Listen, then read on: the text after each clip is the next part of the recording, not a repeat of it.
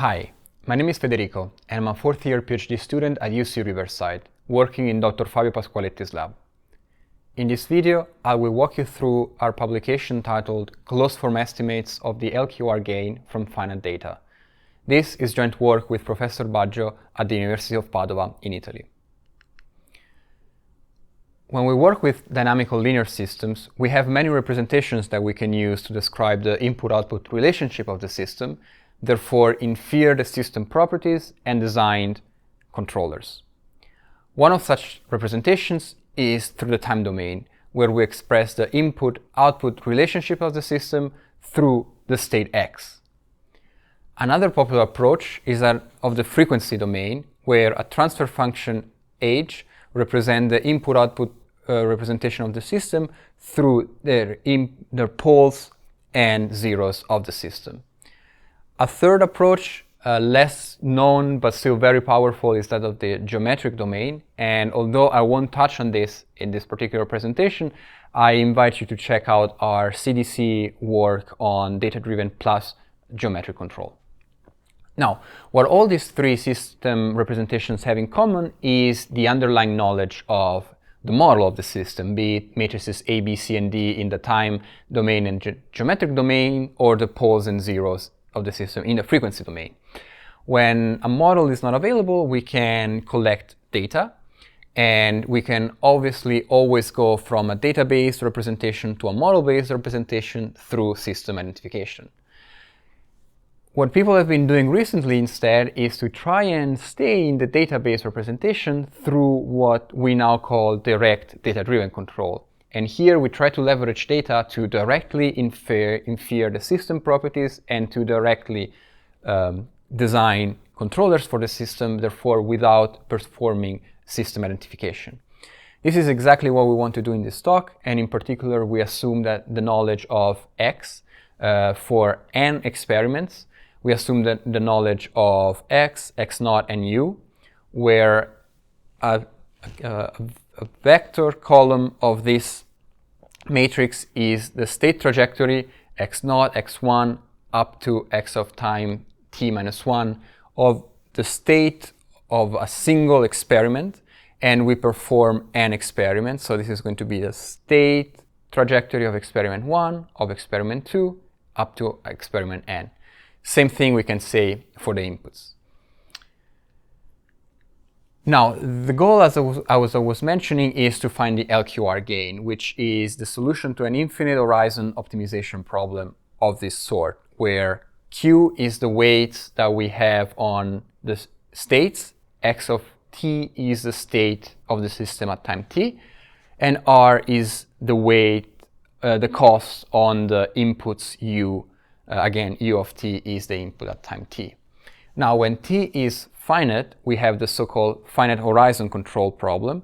And here, the solution U of t is a dynamic feedback of the state. So K is a feedback matrix of our states, and this is going to be dynamic. You can compute K through P, and again, this is all done recursively backwards in time. When t is infinite, the solution is a bit nicer looking, because instead of having a dynamical feedback, we have a static feedback, k star. So we can find the unique k star that solves this problem in an infinite horizon through p, which is in the solution to a Riccati equation simply. So when a model of the system is not available but we have data, one direct data-driven approach that was proposed to solve this problem is through the behavioral approach, and was proposed by De Persis and Tesi in a TAC paper a couple of years ago. This solution boils down to an optimization problem through linear matrix inequalities, as you can see here. Our goal today instead is to find a solution to this problem that is not only data-driven, but also based on closed form formulas. And we will see at the end of this presentation why closed form formulas might make sense. We begin by assuming that we have enough data, that is, that the rank of this matrix is n plus mt, so it's full row rank basically. When this is satisfied, this is a very typical condition in direct data-driven controls, usually themed persistently of excitations of, in this case, initial states and the inputs. Well, when this is met, then we can always find a new trajectory x of t as a linear combination of the data that we already have. In particular, we can always find it as x times ku, where ku is a basis of the null space of our input data, and x of k naught, where k naught is a basis of the null space of x naught. We can also find one initial condition that generated this trajectory and inputs that generated this trajectory through these equations here. Practically, what this means is that now we can, without performing system identification, we can find any new state trajectory x of t, so any compatible state trajectory with the system that we have, by simply tweaking alpha and beta. So we can pick an alpha, we can pick a beta, and that's going to generate a new trajectory of the system. This is an example that we show here. So we pick a beta, we create some inputs, we pick an alpha, we have some initial condition, and although we don't know the system, we know which state trajectory will the system generate according to this initial condition and this input that were given to the system. We can do this for every alpha, for every beta that we might want, and we are always going to create a new x of t. So the solution that we're going to propose today is this. Instead of using system identification, just use alpha and beta to solve this problem. Create an optimization problem in alpha and beta. You know these matrices, this is data, and find all the x of t's that you might want. You can find all the u of t's that you might want, optimize over them, minimize j. So if we can find a closed form solution to this problem, we have a closed form optimal control. And this is exactly what we show in the paper. Of course, I won't go into the detail of the proof here, but we show that we can always find the u star of t, so our optimal control, as a function of this nested looking equation. Again, this is a result of an optimization problem solved in closed form, but you can see that u, k naught, x, this is all data, s is this function, again, function of data, q and r are our weight matrices. So again, this is closed form and function of data alone. Now, how do we go from a finite horizon computation to an infinite horizon computation? So our goal here is to find k star, so our LQR gain. So in the paper, we show that if we take if we take basically one optimal trajectory, so these are optimal inputs and this is our optimal state evolution, then we can write this multiplication here, and this will tend to k star, so it will go towards the LQR solution for t that goes to infinity. And not only that, we can also show that the distance between this computation and the actual solution converges exponentially in time. So as we increase t, we will approach the optimal k very quickly. Now, I want to highlight that a similar result was known in the model-based framework. What we show in the paper is that we give a proof of this result directly in a data-driven framework, in a data-driven language. And we see the performance of that approach here. So u times the pseudo-inverse of x is this k of cf, and again, k star is our LQR optimal control, LQR gain. So you can see that the distance between the two goes to 0 as t increases, and we can also see that this is a logarithmic scale, so it does that indeed in exponentially fast in time as t increases.